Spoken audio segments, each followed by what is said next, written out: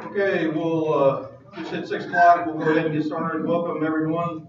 Appreciate, sir, joining us for tonight. Appreciate taking the time out of your night. So we'll start this out with the Pledge of Allegiance at a moment of silence.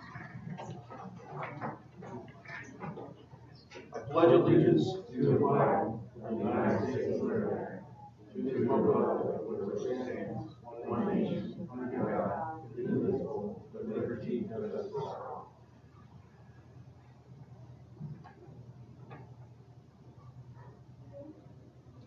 Thank you.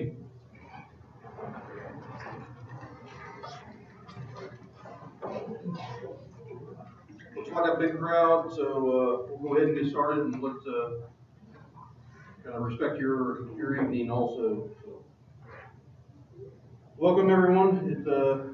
Hopefully you had time to look over the agenda.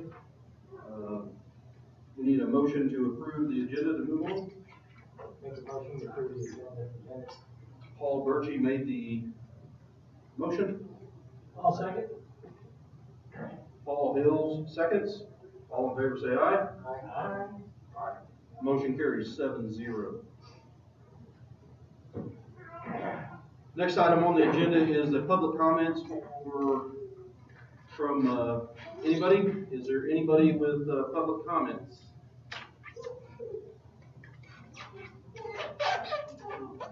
Okay. Appreciate that. Next item is correspondence to the board. We have a thank you here. Thank you so much for the thoughtful gesture of sending a plant for my grandfather's funeral. We are so blessed and appreciate to live in a caring and supportive community. Sincerely, Grant, Rachel Jones, and family. Pass that down, let everybody take a look at that. Next item, I guess, is what most people are here is for recognitions. All right, everybody, welcome. We have a great group of phenomenal Panthers here tonight for us to be able to celebrate. And we are recognizing some of our non-master high school wrestlers tonight as phenomenal Panthers. So if I could have our wrestlers, our coaches, our managers, if you guys could all come forward, and then we will recognize you.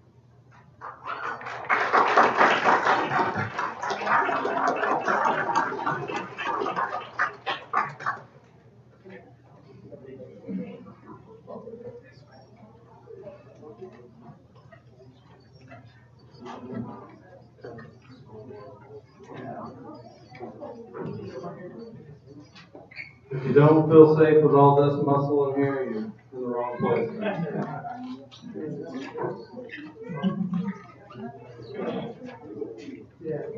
So we brought our wrestlers in from our high school here following a very successful winter season, and we are proud to announce some of their conference and state level accomplishments tonight. So our girls wrestling team were the MRBC East Conference champions during their season. Let's give them a huge round.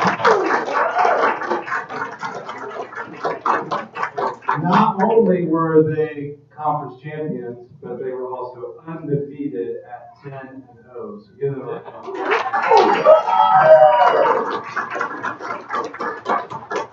congratulations to them. And our girls team included Madison Henry, Zoe Schroeder, Kylie Miller, Kayla Martin, Abby Sager, Addie Wade, Haley Robles, and Quinn Binder. Give them a huge round of applause. And then also, not only conference champions, but we also had 9 wrestlers who qualified for the Missouri State Championship this year on this boys and girls side. Our state qualifiers were Madison Henry, Zoe Schroeder, Kylie Miller, Peyton Arnold, Mason Groves, Michael Martin, Nathan McDonald, Trey Payne, and Levi Wilhelm. Give them a huge round of applause. And not only did we go down to state, but we also brought home some hardware from state. Trey and Levi both medaled that state. Let's give them a round of applause. Levi, following in the Wilhelm footsteps, he took second place in the 106-pound weight class. Let's give him a round of applause. And then Trey took fourth place in the 195-pound weight class, continuing their family's tradition as well, the paint tradition. Let's give him a round of applause. And both of these young men, Levi and Trey, also earned academic All-State for their hard work off of the mat and in the classroom. So we congratulate them. They did that for having a 3.5 GPA or higher, so give them a round of applause. And then, of course, none of this is possible without our great coaching staff, so let's give them a huge round of applause. Our coaches are Aaron Avery, our assistant coaches Cole Miller, J.D. Cole, Steve Elwell, Chris Johnston, Lucas Shaw, and Sam Ernesti. Give them a huge round of applause. And so the most important people out there are our wrestling managers. They take care of you guys on the mat, off the mat, on the bus, everywhere. So they are Kira Andrade and Caleb Boone. Give them a big round of applause. So guys, one last time, just congratulations for your hard work, the dedication that you had. I know it's extremely tough. You guys had a phenomenal season. Girls, congratulations on your conference championship. And everybody that went to state, congratulations. It truly was a wonderful season. Coach, great job. You guys are obviously continuing an amazing tradition of wrestlers, one of the best programs that we've had here in a long time. So congratulations. Give them one more big round.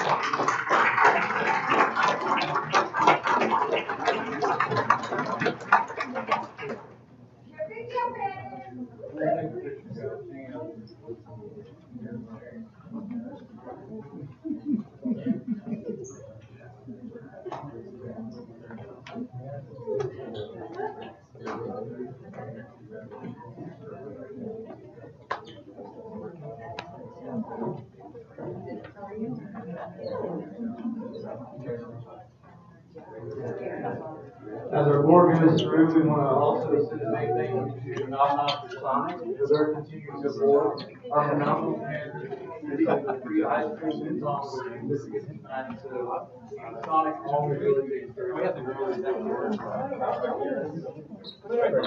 Okay. Guys.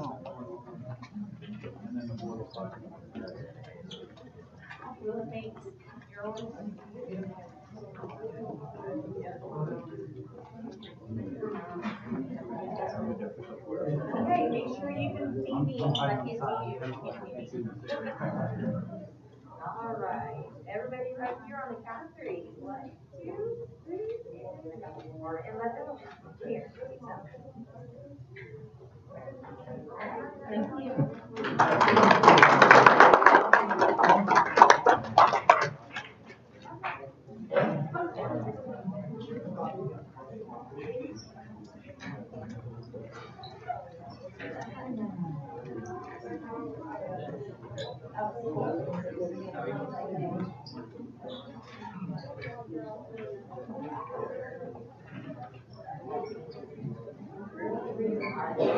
Before you guys take off, I also want to say congratulations to each of you collectively as a team as well, and to the coaches for continuing to lead one of our most outstanding programs here in our athletic department.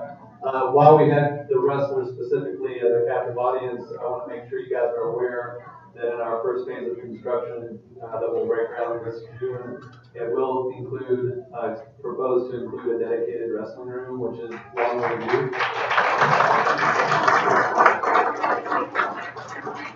We will be engaging, offering an opportunity to engage with you guys, with your coaches, with former past coaches and others interested in the program to try to make sure we get that facility as close to perfect as we can for, again, what is clearly one of our most outstanding, long-standing, successful programs here in Knob So we appreciate your patience as we get that laid out, and I look forward to engaging with you on that very exciting project. Again, congratulations, everyone. Thank you, Paris.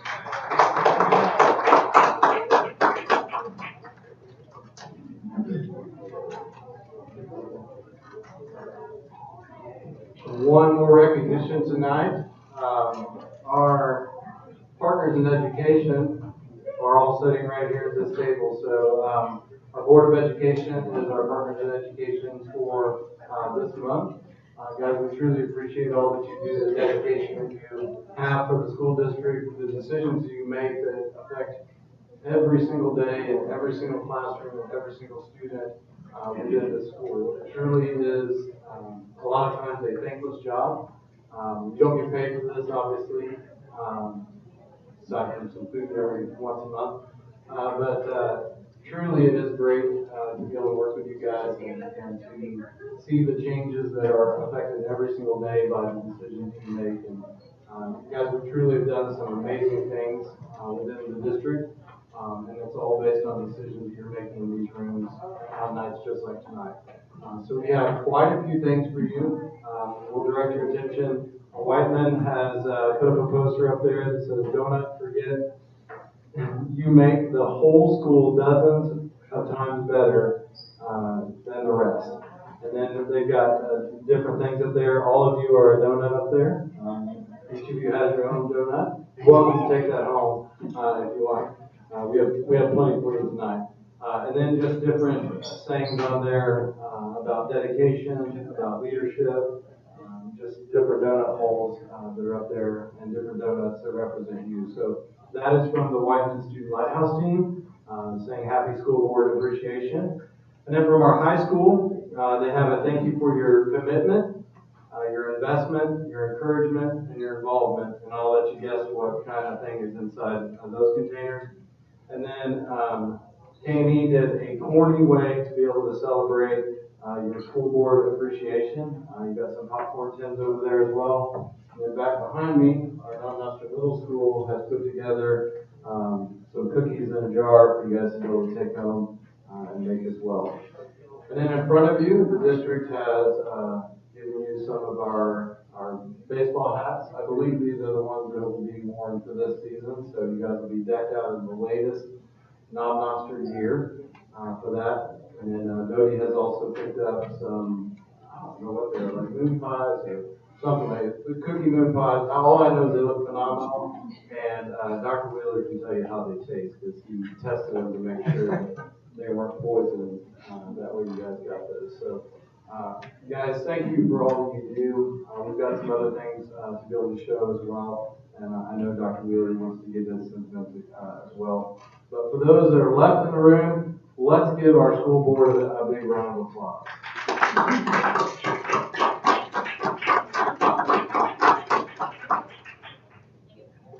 I'll keep it brief, but just to relay, kind of follow up on Mr. Coron's comments. He covered most of the bases, but can't tell you how much it means to me to have such a fantastic board to work with. And you know, it's not always exactly perfect or easy, but you know, if we reflect on what we've accomplished together in the last several years, we're definitely on the right track. And it does not happen without good, solid governance and good decision making.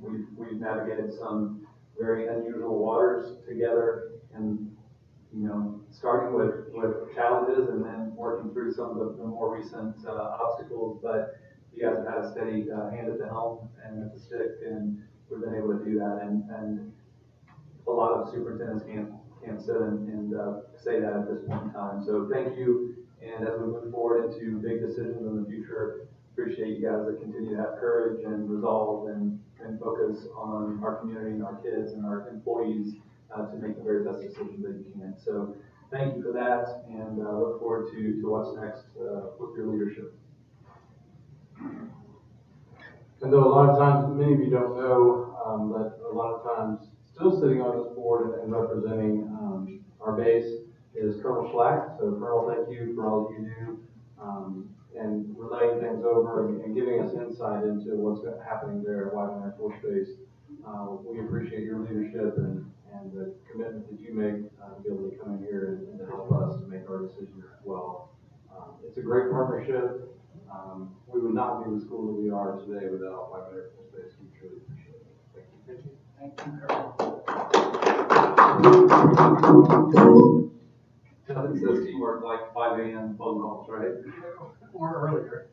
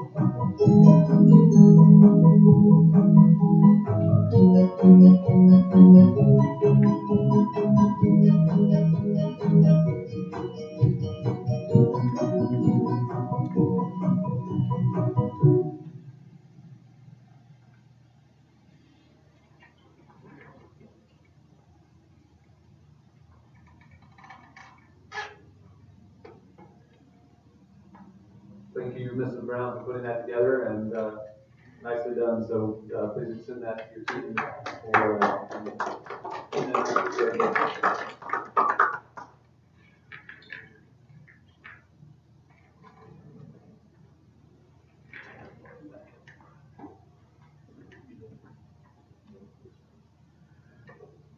Thank you for that. It's always great to see the kids in action there, and I appreciate your efforts and everybody in their time in putting all that together. Very, very much appreciated. Does anybody on the board have anything that they would like to add to the?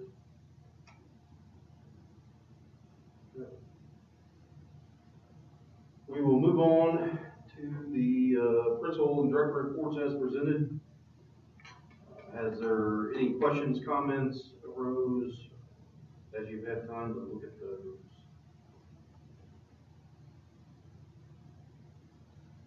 With none, we'll move to the next item, the MSBA report.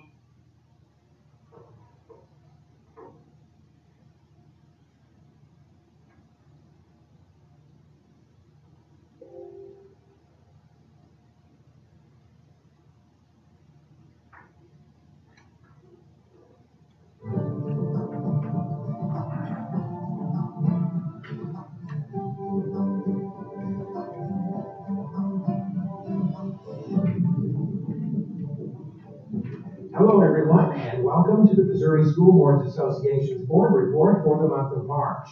We thank you for the opportunity to share some news and information during a few minutes of your board meeting.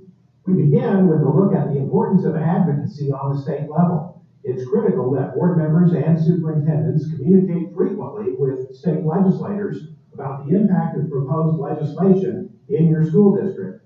One example of such advocacy work occurred recently when a group of parents and school board members from St. Louis Public Schools visited the Capitol in Jefferson City. One of those making the trip was Emily Kelso, a parent and chair of the St. Louis Parent Action Council.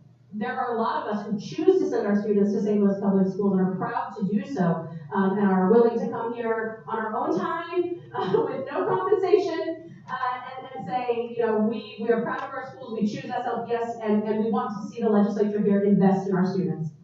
Another parent, Gloria Nolan, says it's important to be an advocate for all children.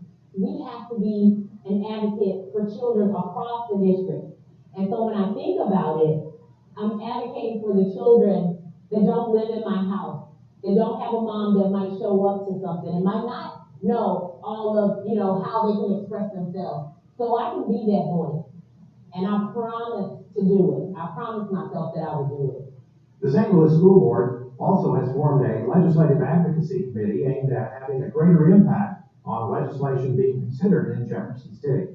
As the legislative session progresses, we will keep you updated on developments again this year through our Legislative Voice newsletter sent to members via email each Friday during the session, our Twitter feed with up-to-the-minute developments, through critical issue alerts and periodic webinars.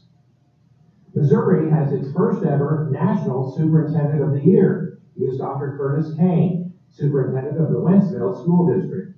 The award was announced at the recent American Association of School Administrators Conference in Nashville. Dr. Kane says school boards and superintendents working as a team can benefit the educational opportunities available to students. And he says that's especially true in the current environment. The ability for school boards and superintendents to effectively work together has always been important, but now, I believe with all the questions, the comments, the criticism, the concerns that school districts are facing, it is more important, more now than ever before, that these two parties work in tandem to support the students and their success. Dr. Kane made those comments during the recent MSBA annual conference held in Kansas City, where he was named Missouri's Superintendent of the Year. MSBA spring regional meetings begin later this month and continue through April. This year's round of meetings will feature presentations from school districts in the region. You'll also have the opportunity to network, share ideas with your colleagues from other districts in your area, and learn more about current issues in public education. You can register for the spring regional meeting in your area through the MSBA website. MSBA's Future Builders Foundation is now accepting applications for the 2022 Early Childhood Education Program of the Year Awards. There will be 3 awards for exemplary early childhood education programs based on school district size.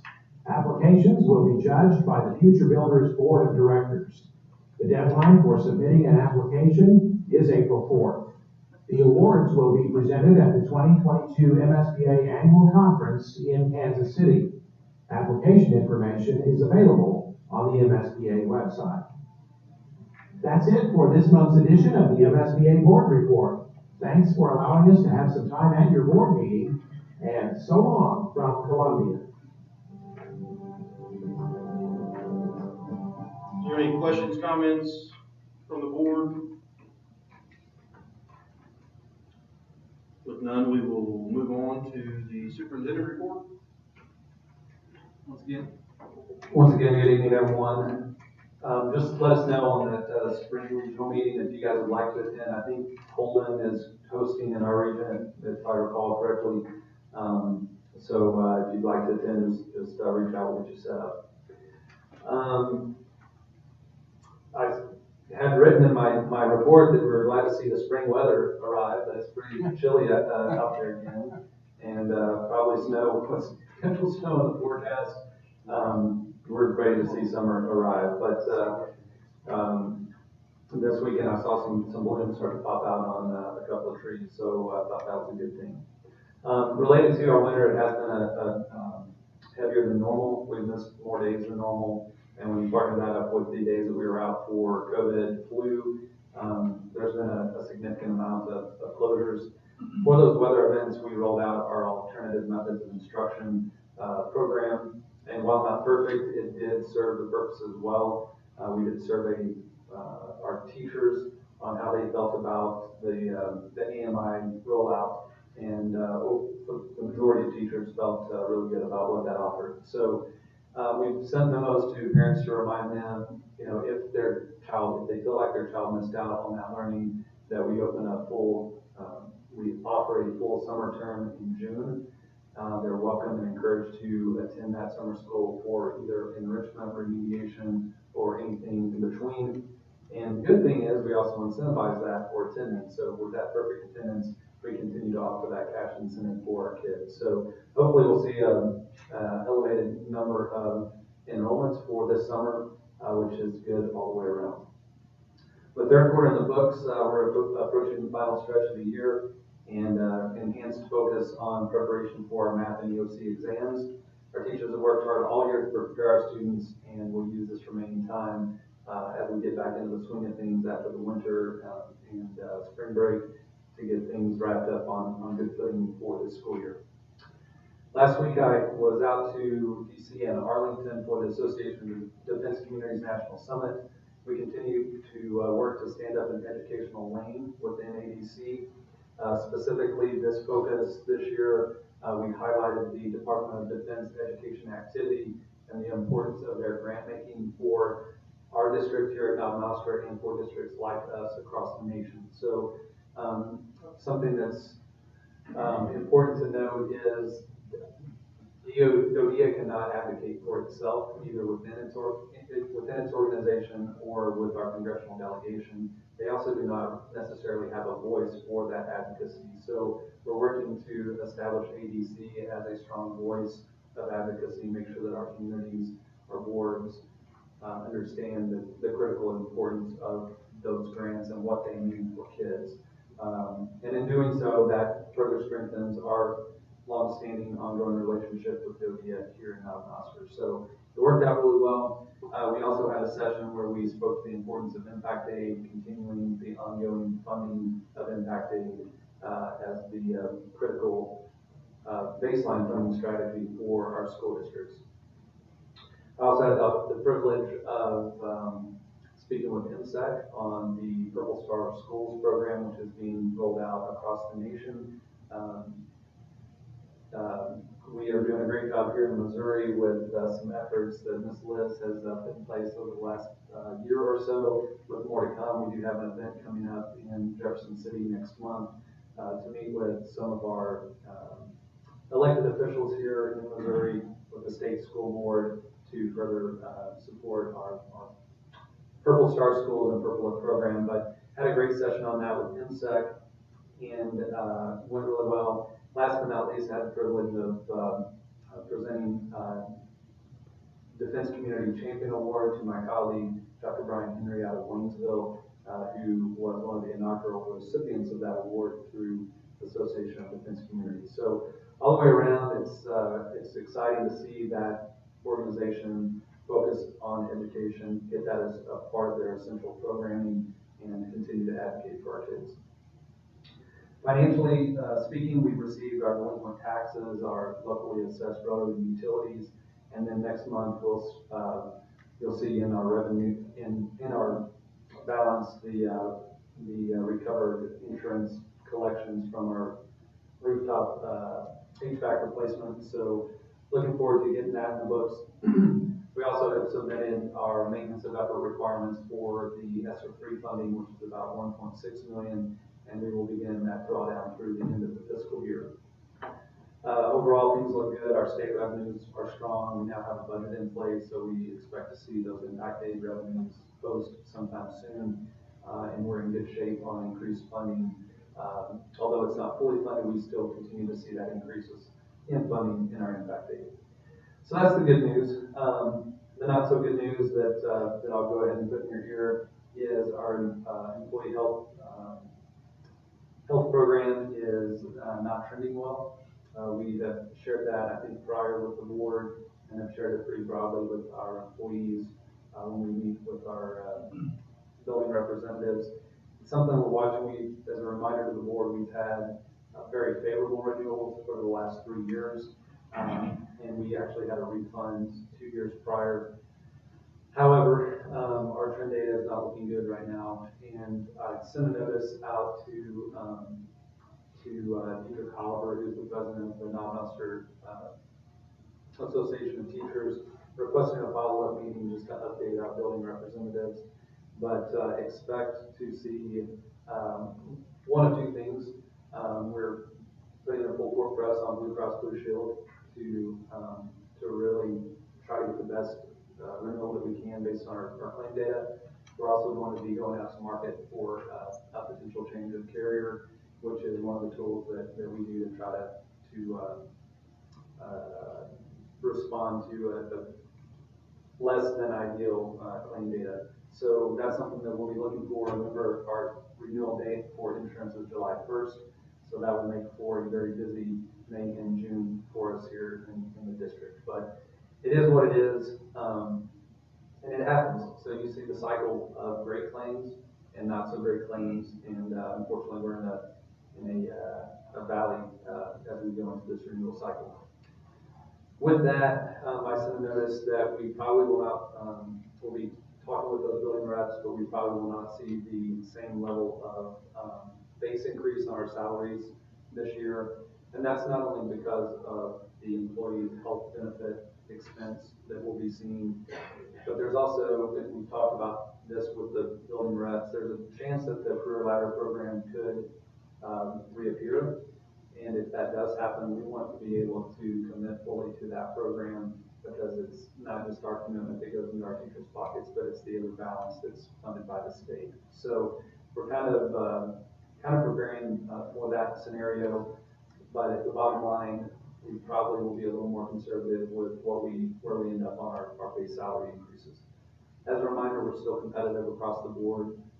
It's not necessarily what we want, but it's part of that overall cost of employment of our staff, and I think we're in a good place for our employees to understand that with the relationships that we've built over the last several years. So more to come on that. I will tell you on a timeline, we really want to get those salary decisions made by April, so that we can go ahead and push contracts out in a timely manner, and then free up May and June for that insurance renewal if we have to switch. So that's the less than favorable news, but wanted to let you guys know where we are on that. And if you hear anything or have any comments or want more information, please reach out and let me know. Is there any thought on or idea when the career ladder decision is kind of coming down? No, I don't know if it'll happen this year, but I really expect to see that happen no later than next year. It just fits into what appears to be a strategy at the state level, and I will be highly surprised if we don't see that come back. And I think it's a great thing if we can put $10 in the pockets of our teachers and it only costs us, $4.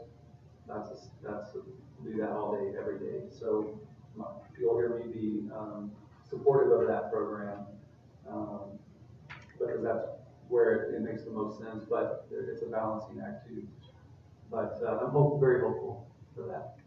I think it would be a very good thing, and we've already started the discussions with our teacher representatives. I'm going to allow the enrollment and enrollment percentages to remain as written. it looks as though Whiteman Elementary had a bumper month with nearly a 96% attendance. So kudos to you and your office staff and your kids for those AMI attendance numbers. That's quite impressive. Given the month that we had, you know, those upper 90s, low 90s are not horrible. So you guys keep up the great work. Let's do some recovery here in the fourth quarter to get those numbers back up where we like to see them. And then for our month-ending balances, $22,065,916 is our overall fund balance. Revenues today, $13,684,732, which is 60% anticipated. Expenditures today, $13,607,284, which is 66.4% budgeted. I've provided a preview of our past month activities upcoming. We have the MASA annual conference at the Lake of the Ozarks today, tomorrow, and Friday. I plan to go over tomorrow morning and take part in that conference. With that, that concludes my report. Any questions, comments from the board? Thank you. Next, we'll move to the approval of the consent agenda. Any comments on any item in the consent agenda? If there are none, if it's the will of the board, need a motion? Make a motion to approve the consent agenda. Thank you, Kelly, for making the motion. Cliff, seconds. All in favor say aye. Aye. Motion carries 7-0. Next item on the agenda is the approval of the bills. Are there any questions, comments from the bills as presented?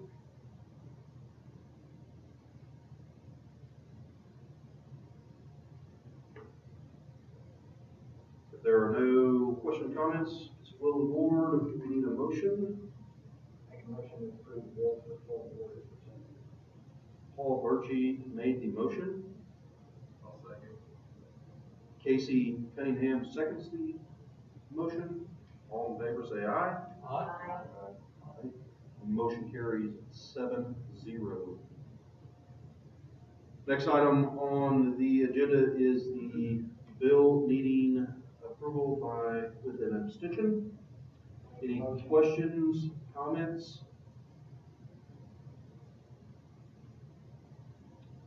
If there are none, if it's will of the board, we need a motion. Make a motion to approve the bill declaring extension by Mr. Bills. Thank you. Paul Birchie made the motion. I'll second. Casey seconds. All in favor say aye. Aye. Okay. Motion carries 6-0-1 with Grant abstaining. Next item on the agenda is the memo for the lifting of the mask mandate at Whiteman. Is there any comments from the board?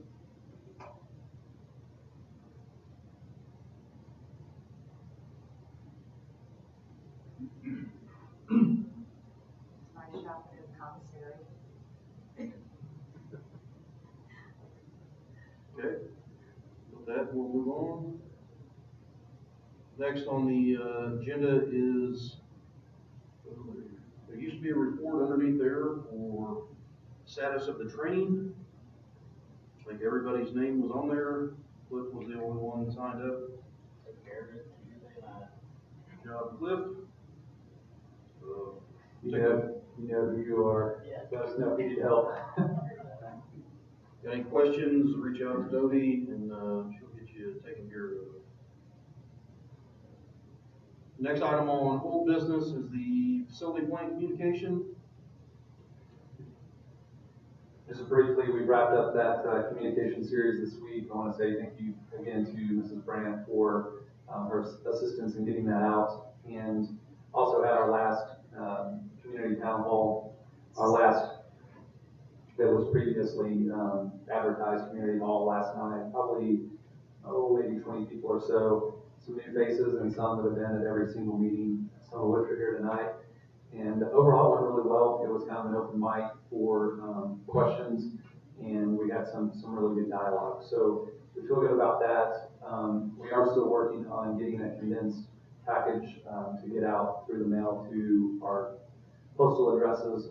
While we feel like we've had a pretty good response and coverage in some of our efforts that have been made, we still have talked about that hard copy mailer, and I know Mrs. Brandt is working on that. So with that, we'll move into next steps with the board, and then once some decisions are made on final placement of some of the essential pieces, we'll get into those design component community charrettes to get those engagement pieces.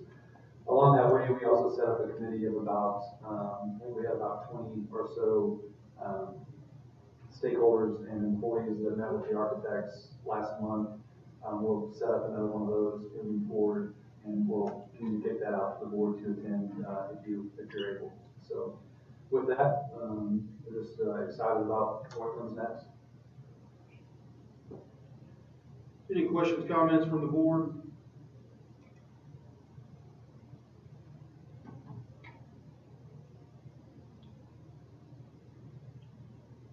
With none, we will move on to the next item on the agenda is the adoption of the calendar for next year.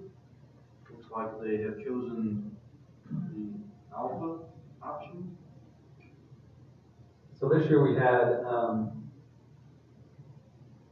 for those that know the board who have been around for a while, we developed this with a survey that we did about 4 or 5 years in a row, probably 4 years in a row, that asked questions on almost every single aspect of this calendar. We used that to develop what is a very favorable calendar based on feedback. And we moved away from that survey because it was lengthy, and I think people were kind of frankly tired of doing that same information, and we had what we needed. The one element that had kind of emerged as a sticking point for some employees was the Friday after parent-teacher conferences. Because of the change in state law with start date and our ongoing commitment to these full week breaks at,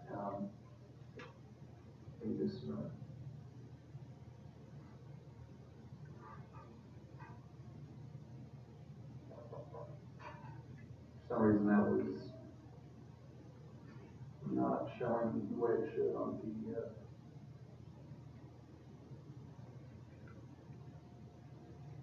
I guess you guys can see it.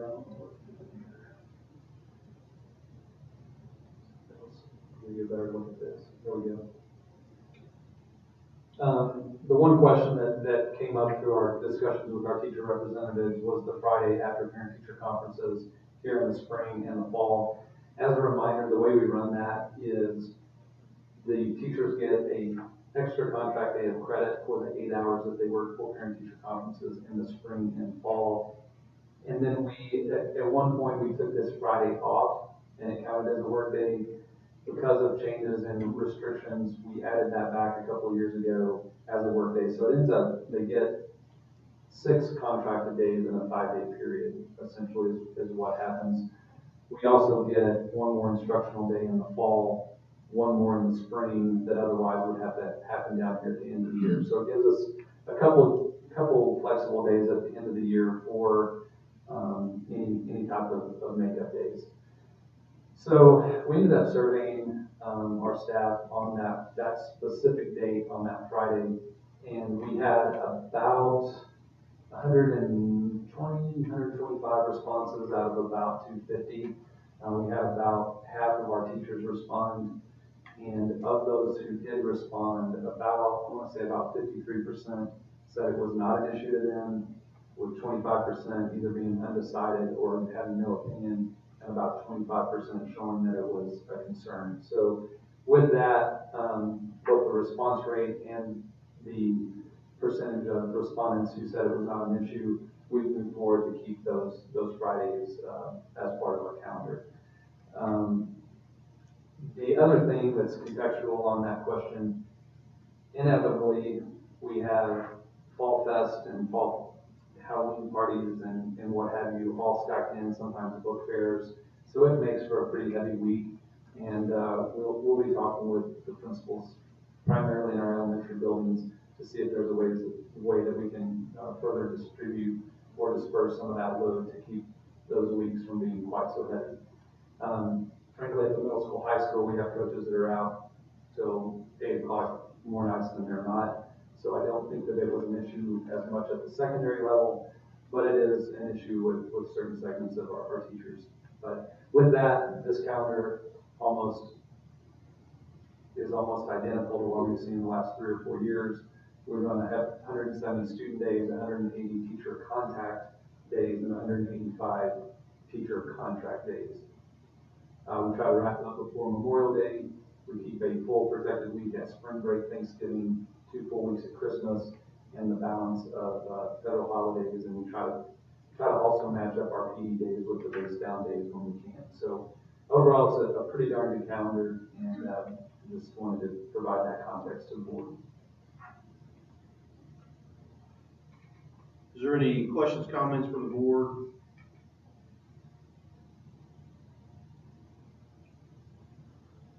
If there are none, this is an action item. It's the will of the board to entertain this. We need a motion. I'd like to make a motion to approve the fiscal year 23 school calendar as presented. Paul Hills made the motion. Second. Grant seconds. All in favor say aye. Aye. Motion carries 7-0.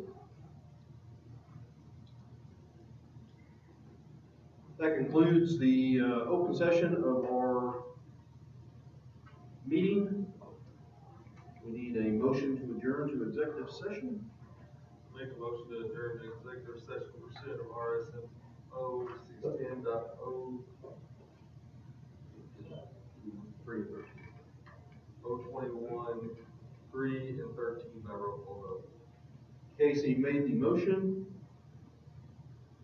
A second? Kelly seconds. We'll have a roll call vote starting with Paul Hills.